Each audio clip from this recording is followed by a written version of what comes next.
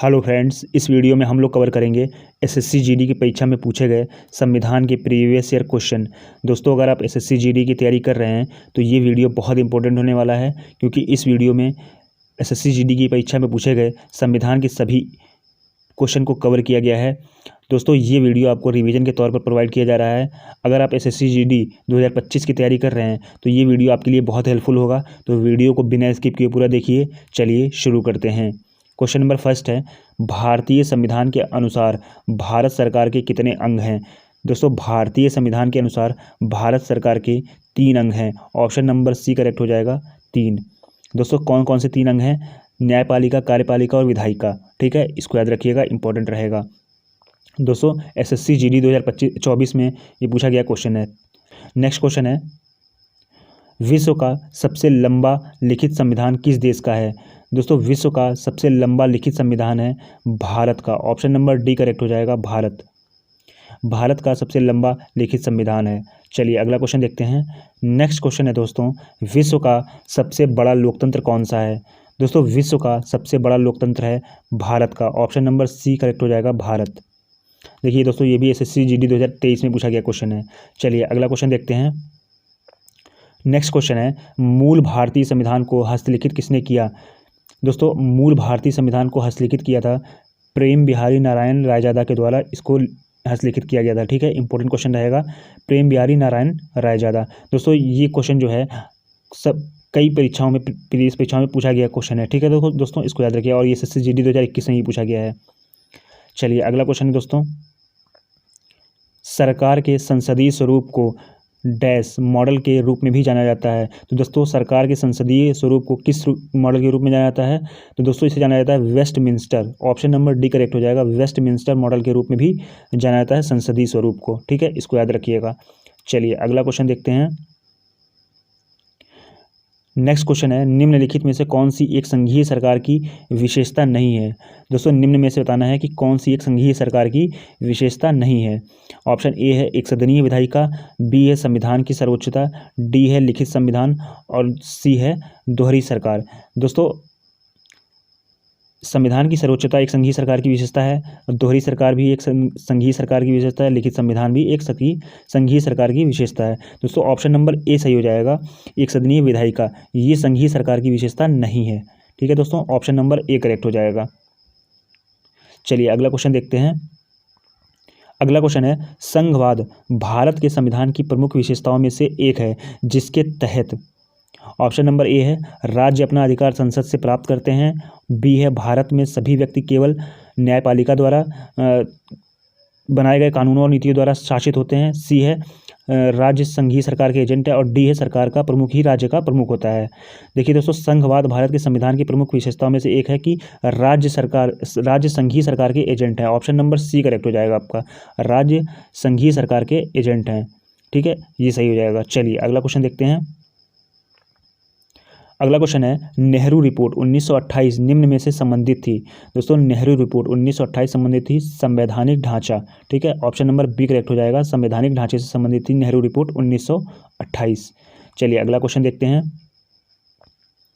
अगला क्वेश्चन है दोस्तों, किसी देश का संविधान कई उद्देश्यों की पूर्ति करता है, निम्नलिखित में से कौन सा विकल्प उनमें से एक नहीं हो सकता है? दोस्तों, किसी देश का संविधान कई उद्देश्यों की पूर्ति करता है, निम्न में से कौन सा विकल्प नहीं हो सकता है? ए है यह उस नियमों और सिद्धांतों के समुच्चय के रूप में कार्य करता है जिनके आधार पर देश को नियंत्रित किया जा सकता है। ये तो होगा दोस्तों। ठीक है, नेक्स्ट है, यह हमें हमारे समाज की मौलिक प्रकृति का उजागर करता है। ये भी होगा दोस्तों। ठीक है, इसमें यह शामिल है कि किसी देश को सरकार के अध्यक्षीय स्वरूप को बरकरार रखना चाहिए। ऑप्शन नंबर डी है, यह कुछ आदर्शों को सहमति देता है जिन्हें देश में बरकरार रखा जाना चाहिए। दोस्तों, ये भी सही है। दोस्तों, ऑप्शन नंबर इसका सी करेक्ट हो जाएगा, इसमें यह शामिल है कि देश को सरकार के अध्यक्षीय स्वरूप को बरकरार रखना चाहिए। ऑप्शन नंबर सी सही होगा दोस्तों। ठीक है, संविधान के कई देशों में पूर्ति करता है, जिसमें से एक ये नहीं है। ठीक है, चलिए अगला क्वेश्चन देखते हैं। नेक्स्ट क्वेश्चन है, भारत में सरकार का एक संसदीय स्वरूप है जो डैश के संविधान से आहरित एक विशेषता है। तो दोस्तों, भारत सरकार का एक संसदीय स्वरूप मॉडल ये लिया गया है आपका ब्रिटेन के संविधान से। ठीक है, इसको यहाँ से ग्रहण किया गया है संसदीय स्वरूप का मॉडल। ठीक है, चलिए अगला क्वेश्चन देखते हैं। नेक्स्ट क्वेश्चन है, भारतीय संविधान में द्विसदनीय प्रणाली किस देश से ली गई है? दोस्तों भारतीय संविधान में द्विसदनीय प्रणाली ली गई है, ऑप्शन नंबर डी करेक्ट हो जाएगा, यूनाइटेड किंगडम से। ठीक है, ऑप्शन नंबर डी करेक्ट हो जाएगा। चलिए अगला क्वेश्चन देखते हैं। नेक्स्ट क्वेश्चन है, भारतीय संविधान में अवशिष्ट शक्तियों का विचार किस देश के संविधान से प्रेरित है? दोस्तों भारतीय संविधान में अवशिष्ट शक्तियों का विचार ये लिया गया है कनाडा के संविधान से। ऑप्शन नंबर ए करेक्ट हो जाएगा, कनाडा। चलिए अगला क्वेश्चन देखते हैं। नेक्स्ट क्वेश्चन है, संविधान सभा ने डैश को भारत के संविधान को अपनाया? दोस्तों संविधान सभा ने भारत के संविधान को अपनाया था 26 नवंबर 1949 को। ठीक है, इसको याद रखिएगा, 26 नवंबर 1949 को भारतीय संविधान को अपनाया था भारतीय संविधान सभा ने। चलिए अगला क्वेश्चन देखते हैं। नेक्स्ट क्वेश्चन है, भारत की संविधान सभा की स्थापना किस वर्ष की गई थी? दोस्तों भारत की संविधान सभा की स्थापना की गई थी 1946 में। ऑप्शन नंबर डी करेक्ट हो जाएगा, 1946। चलिए अगला क्वेश्चन देखते हैं। नेक्स्ट क्वेश्चन है, मोतीलाल नेहरू की अध्यक्षता में भारतीय संविधान के मसौदे को तैयार करने के लिए किस वर्ष एक समिति का गठन किया गया था?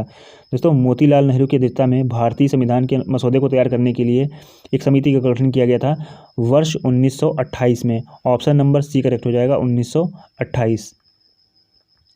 चलिए अगला क्वेश्चन देखते हैं। नेक्स्ट क्वेश्चन है, भारत में संविधान सभा के चुनाव डैश में हुए थे? दोस्तों भारत में संविधान सभा के चुनाव हुए थे वर्ष जुलाई 1946 में। ऑप्शन नंबर डी करेक्ट हो जाएगा, जुलाई 1946 में भारतीय संविधान सभा के चुनाव हुए थे। ठीक है, इसको याद रखिएगा, इंपॉर्टेंट रहेगा। चलिए अगला क्वेश्चन देखते हैं। नेक्स्ट क्वेश्चन है, संविधान सभा के लगभग 300 सदस्यों ने भारत के संविधान को लिखने के लिए डैश तक समय समय पर बैठक की? दोस्तों कितने वर्ष तक बैठक की थी 300 सदस्यों ने? लगभग दोस्तों 3 वर्ष। ये लगा था आपका 2 वर्ष 11 महीने और 18 दिन। ठीक है, इसको याद रखिएगा, 2 वर्ष 11 महीने और 18 दिन लगे थे, लगभग 3 वर्ष लगे थे संविधान को लिखने के लिए। ठीक है, इसको याद रखिएगा, इंपॉर्टेंट रहेगा। चलिए अगला क्वेश्चन देखते हैं। नेक्स्ट क्वेश्चन है, सच्चिदानंद सिन्हा के स्थान पर भारत की संविधान सभा का अध्यक्ष कौन बना? दोस्तों सच्चिदानंद सिन्हा के स्थान पर भारत की संविधान सभा का अध्यक्ष बने थे doctor Rajendra Prasad. Option number D correct हो जाएगा। ये स्थायी सदस्य बने थे दोस्तों, और ये अस्थायी सदस्य थे सच्चिदानंद सिन्हा। ठीक है, इनके स्थान पर स्थायी सदस्य बनाया गया था डॉक्टर राजेंद्र प्रसाद को। ऑप्शन नंबर डी करेक्ट हो जाएगा। चलिए अगला क्वेश्चन देखते हैं। नेक्स्ट क्वेश्चन है, संविधान सभा की मसौदा समिति के अध्यक्ष कौन थे? दोस्तों संविधान सभा की मसौदा समिति के अध्यक्ष थे, ऑप्शन नंबर सी करेक्ट हो जाएगा, BR अम्बेडकर। भीमराव अम्बेडकर थे मसौदा समिति के अध्यक्ष। इसी को दोस्तों प्रारूप समिति के अध्यक्ष भी बोला जाता है। ठीक है, चलिए अगला क्वेश्चन देखते हैं। नेक्स्ट क्वेश्चन है, दिसंबर 1947 तक प्राप्त जानकारी के अनुसार भारत सरकार का संविधान लिखने वाली संविधान सभा में डैश सदस्य थे? दोस्तों दिसंबर 1947 तक 299 सदस्य थे। ऑप्शन नंबर सी करेक्ट हो जाएगा, 299 सदस्य थे संविधान लिखने वाली संविधान सभा में। ठीक है, इंपॉर्टेंट क्वेश्चन रहेगा, इसको याद रखिएगा। चलिए अगला क्वेश्चन देखते हैं। नेक्स्ट क्वेश्चन है, भारतीय संविधान में राष्ट्रपति के चुनाव की विधि को डैश संविधान से लिया गया है? दोस्तों राष्ट्रपति के चुनाव की विधि को कहाँ से लिया गया है? ये लिया गया है आयरिश के संविधान से। ठीक है, इसको याद रखिएगा, इंपॉर्टेंट रहेगा। चलिए अगला क्वेश्चन देखते हैं। नेक्स्ट क्वेश्चन है, निम्नलिखित में से किस राष्ट्र के संविधान से प्रेरित होकर भारत ने अपने संविधान में निर्देशक सिद्धांतों की विशेषता जोड़ी है? दोस्तों नीति निर्देशक सिद्धांत कहाँ से लिया गया है? ये लिया गया आयरलैंड से। ऑप्शन नंबर बी करेक्ट हो जाएगा, आयरलैंड से। ठीक है, चलिए अगला क्वेश्चन देखते हैं। नेक्स्ट क्वेश्चन है, भारतीय संविधान में मौलिक अधिकारों की अवधारणा को निम्नलिखित में से किस देश के संविधान से लिया गया है? दोस्तों मौलिक अधिकार लिया गया है, ऑप्शन नंबर ए करेक्ट हो जाएगा, संयुक्त राज्य अमेरिका से। ठीक है, इंपॉर्टेंट क्वेश्चन रहेगा, संयुक्त राज्य अमेरिका से लिया गया है मौलिक अधिकार। चलिए अगला क्वेश्चन देखते हैं। नेक्स्ट क्वेश्चन है, भारत में एकल नागरिकता की अवधारणा को निम्नलिखित में से किस राष्ट्र के संविधान के आधार पर अपनाया गया है? दोस्तों एकल नागरिकता की अवधारणा ली गई है, ऑप्शन नंबर सी करेक्ट हो जाएगा, United Kingdom. Option number C correct हो जाएगा, यूनाइटेड किंगडम से ली गई है एकल नागरिकता की अवधारणा। चलिए अगला क्वेश्चन देखते हैं। नेक्स्ट क्वेश्चन है, भारत द्वारा सरकार की संसदीय प्रणाली की किस राष्ट्र की संविधान के आधार पर अपनाई गई थी? दोस्तों संसदीय प्रणाली ये ली गई है यूनाइटेड किंगडम से। ऑप्शन नंबर ए सही हो जाएगा, यूनाइटेड किंगडम। चलिए अगला क्वेश्चन देखते हैं।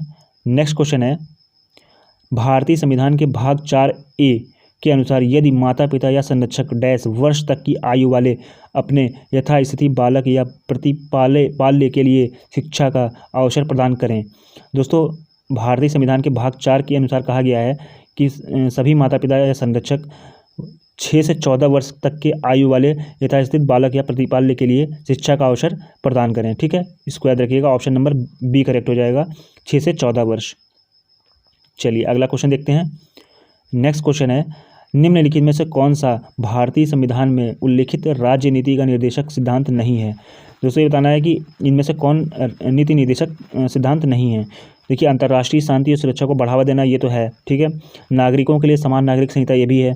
कृषि एवं पशुपालन का गठन, ऑप्शन नंबर डी है। विधायिका को कार्यपालिका से अलग करना, तो देखिए दोस्तों, ऑप्शन नंबर डी करेक्ट हो जाएगा। विधायिका को कार्यपालिका से अलग करना ये नीति निर्देशक सिद्धांत नहीं है। ठीक है, ऑप्शन नंबर डी करेक्ट हो जाएगा। चलिए अगला क्वेश्चन देखते हैं। नेक्स्ट क्वेश्चन है, भारतीय संविधान की निम्नलिखित में से किस अनुसूची में समवर्ती सूची दी गई है। दोस्तों, भारतीय संविधान के अनुसूची 7 में समवर्ती सूची की बात कही गई है। ठीक है, ऑप्शन नंबर बी करेक्ट हो जाएगा, 7वीं अनुसूची। चलिए अगला क्वेश्चन देखते हैं। नेक्स्ट क्वेश्चन है, भारतीय संविधान के निम्नलिखित में से कौन से भाग का संबंध राज्य के नीति निर्देशक सिद्धांतों से है। दोस्तों, भारतीय संविधान के भाग 4 से नीति निर्देशक सिद्धांतों से संबंध है। ठीक है, ऑप्शन नंबर बी करेक्ट हो जाएगा, भाग 4। चलिए अगला क्वेश्चन देखते हैं।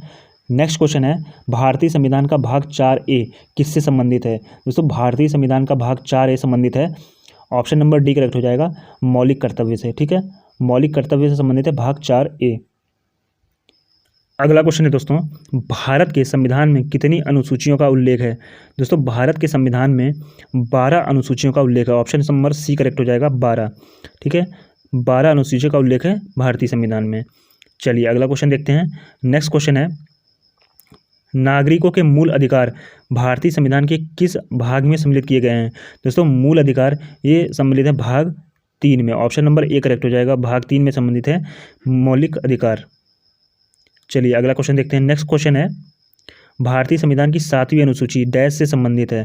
दोस्तों, भारतीय संविधान की 7वीं अनुसूची संबंधित है केंद्र और राज्यों के बीच शक्तियों का विभाजन से। ठीक है, ऑप्शन नंबर सी करेक्ट हो जाएगा, केंद्र और राज्यों के बीच शक्तियों का विभाजन से संबंधित है 7वीं अनुसूची। चलिए अगला क्वेश्चन देखते हैं। नेक्स्ट क्वेश्चन है, नगर पालिकाओं की शक्तियां, प्राधिकार और उत्तरदायित्व किस अनुसूची के अंतर्गत आते हैं। दोस्तों, नगर पालिकाओं की शक्तियां और प्राधिकार ये आते हैं 12वीं अनुसूची में, ऑप्शन नंबर डी करेक्ट हो जाएगा, 12वीं अनुसूची। ठीक है, चलिए अगला क्वेश्चन देखते हैं। नेक्स्ट क्वेश्चन है, भारत के संविधान का कौन सा भाग भारत के सर्वोच्च न्यायालय की शक्तियों और कार्यपालिका से संबंधित है। दोस्तों, भाग 5 जो है ये भारत के सर्वोच्च न्यायालय की शक्ति और कार्यपालिका से संबंधित है, भाग 5, ऑप्शन नंबर बी करेक्ट हो जाएगा। चलिए अगला क्वेश्चन देखते हैं। नेक्स्ट क्वेश्चन है, भारत संविधान के अनुच्छेद 44 के किस भाग में नागरिकों के लिए समान नागरिक संहिता का प्रावधान निहित है। दोस्तों, भारत संविधान के अनुच्छेद 44 के भाग 4 में नागरिकों के लिए समान नागरिक संहिता का प्रावधान किया गया है। ठीक है, इसको याद रखिएगा, इंपॉर्टेंट रहेगा, भाग 4 में ये निहित है। चलिए अगला क्वेश्चन देखते हैं। नेक्स्ट क्वेश्चन है, निम्नलिखित में से कौन सी भाषा संविधान की 8वीं अनुसूची में सम्मिलित नहीं है।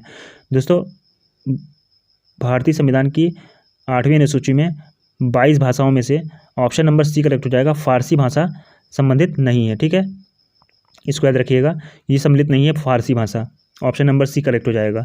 चलिए अगला क्वेश्चन देखते हैं। नेक्स्ट क्वेश्चन है, जब भारतीय संविधान को अपनाया गया था तब इसमें कितनी अनुसूचियाँ थीं। दोस्तों, उस समय 8 अनुसूचियाँ थीं जब भारतीय संविधान को अपनाया गया था, ऑप्शन नंबर डी करेक्ट हो जाएगा, 8। चलिए अगला क्वेश्चन देखते हैं। नेक्स्ट क्वेश्चन है, भारतीय संविधान के किस भाग में चुनावों पर अनुच्छेद है। दोस्तों, भारतीय संविधान के भाग 15 में ऑप्शन नंबर ए करेक्ट हो जाएगा, चुनावों पर अनुच्छेद है। ठीक है, इसको याद रखिएगा, भाग 15 में। चलिए अगला क्वेश्चन देखते हैं।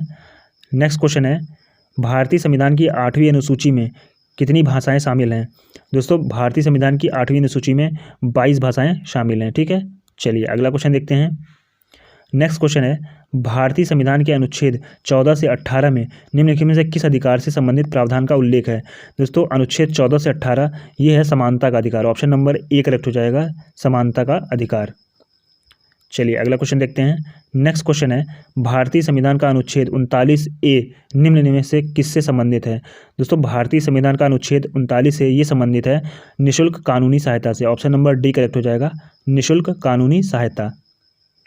चलिए अगला क्वेश्चन देखते हैं। नेक्स्ट क्वेश्चन है, भारतीय संविधान के निम्नलिखित में से किस अनुच्छेद में उल्लेख है कि राज्य राष्ट्रों के बीच न्यायपूर्ण और सम्मानजनक संबंध बनाए रखेगा?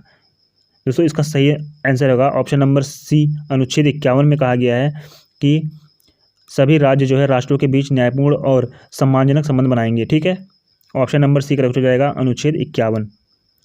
चलिए अगला क्वेश्चन देखते हैं। नेक्स्ट क्वेश्चन है, वाक स्वतंत्रता और अभिव्यक्ति स्वतंत्रता का अधिकार भारतीय संविधान के नियम से किस अनुच्छेद में अंतर्गत दिया गया है?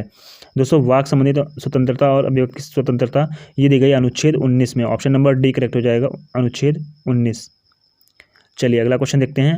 नेक्स्ट क्वेश्चन है, मौलिक कर्तव्य के अंतर्गत भारतीय संविधान का निम्नलिखित में से कौन सा अनुच्छेद हमारी समग्र संस्कृति की संबंधित विरासत के महत्व और संरक्षण से संबंधित है?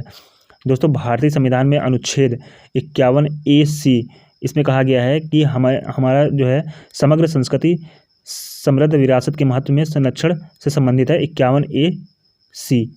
ठीक है, इसको याद रखिएगा, इंपॉर्टेंट रहेगा। चलिए अगला क्वेश्चन देखते हैं। नेक्स्ट क्वेश्चन है, निम्न में से क्या वर्ष 1950 में अपनाए गए मूल भारतीय संविधान का हिस्सा नहीं था? दोस्तों वर्ष 1950 में अपनाया गया मूल भारतीय संविधान, इसमें से कौन सा हिस्सा नहीं था? ए है मूल कर्तव्य, बी है आपातकालीन प्रावधान, सी है मूल अधिकार और डी है राज्य के नीति निर्देशक सिद्धांत। तो दोस्तों मूल कर्तव्य, मौलिक कर्तव्य जो है 1950 में अपनाए गए मूल भारतीय संविधान का हिस्सा नहीं थे।